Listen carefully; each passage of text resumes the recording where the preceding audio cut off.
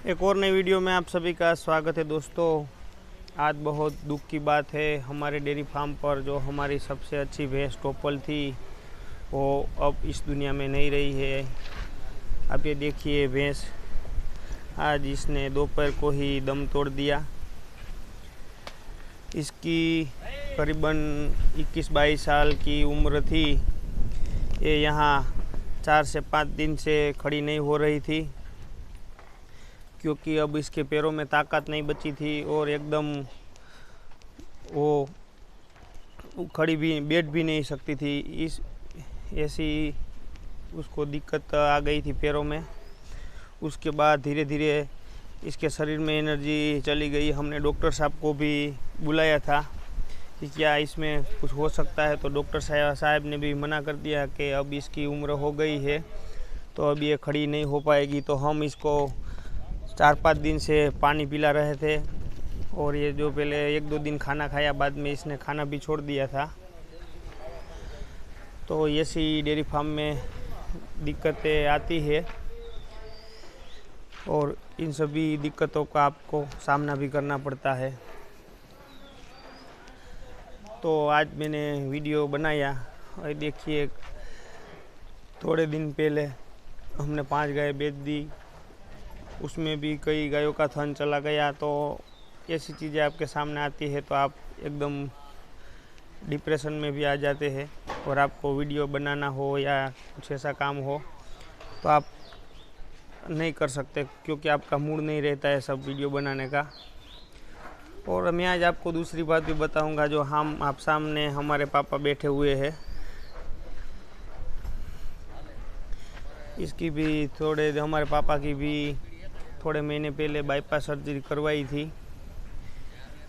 तो उसके पैरों में भी 100% नड़ी ब्लॉकेज थी तो उसका ऑपरेशन करवाया था।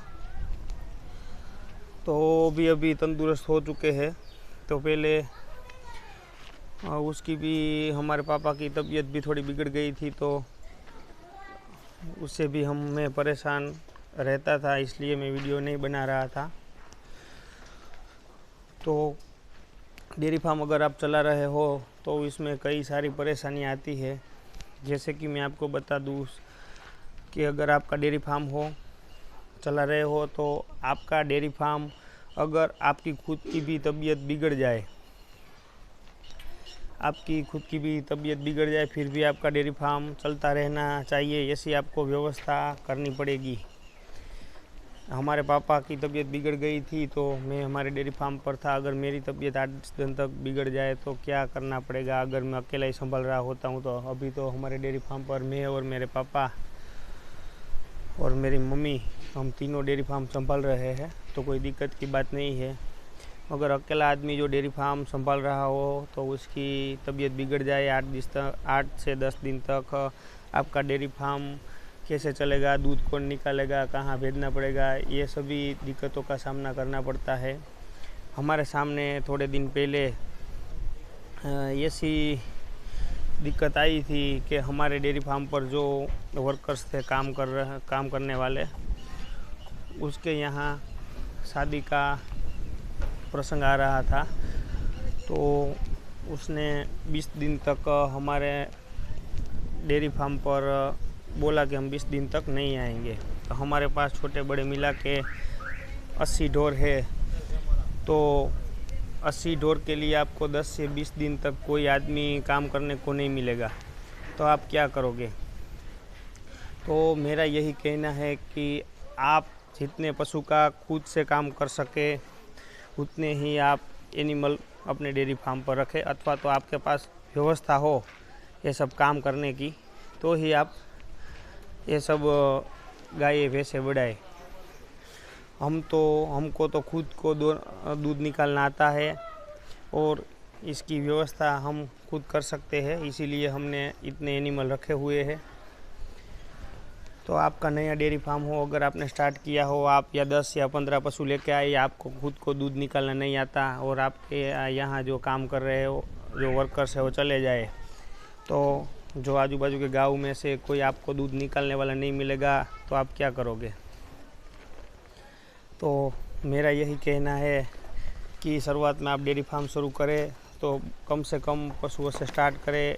आप खुद दूध निकालना सीख ले, डेयरी फार्म का खुद काम आपको आना चाहिए, बाद में ही आप डेयरी फार्म शुरू करें।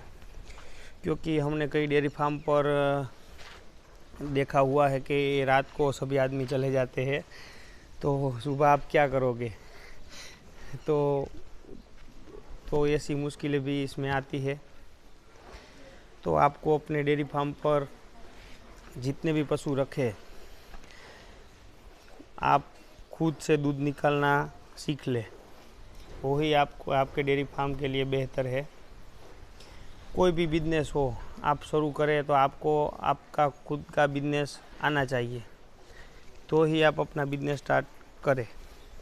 अगर आपको नहीं आता तो आप 1-2 महीने या 5 महीने के अंदर अंदर जल्दी से जल्दी आप जो काम कर रहे हैं वो आपको आ जाना चाहिए। उससे आपको कई तरह के बेनिफिट मिल सकते हैं। तो बस आज के वीडियो में बस इतना ही। और मैं आपको बताना चाहता हूँ, हमारे डेयरी फार्म पर ये जो आप सामने भैंस देख रहे हैं, ये 1,20,000 रुपये की जब आने वाली थी, तब जो व्यापारी थे उसने इसकी कीमत लगाई हुई थी, फिर भी हमने इसको नहीं बेची थी क्योंकि गर्मी का टाइम था। तो गर्मी के टाइम में दूध की बहुत कमी होती है। तो ये जब आई थी तब इसके चारों के चारों थनों में मास्टाइटिस हो गया था और दूध बिल्कुल भी नहीं आ रहा था। तो अभी इसके 3 थनों में दूध आ रहा है और 1 थन में अभी भी नहीं आ रहा। अभी 3-3 लीटर एक टाइम का दूध आ रहा है। ये हमारी जो टोपल भैंस आज चली गई उसको ले जा रहे हैं। तो ये सभी की सभी आप भैंसें देखिए, सभी जैसे इसकी तरफ देख रही है, सभी गायें।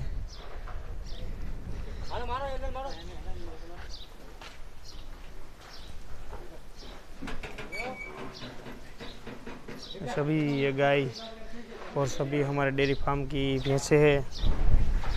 ये सभी की सभी ये जो टोपल भैंस ले जा रहे हैं उसकी तरफ देख रहे हैं।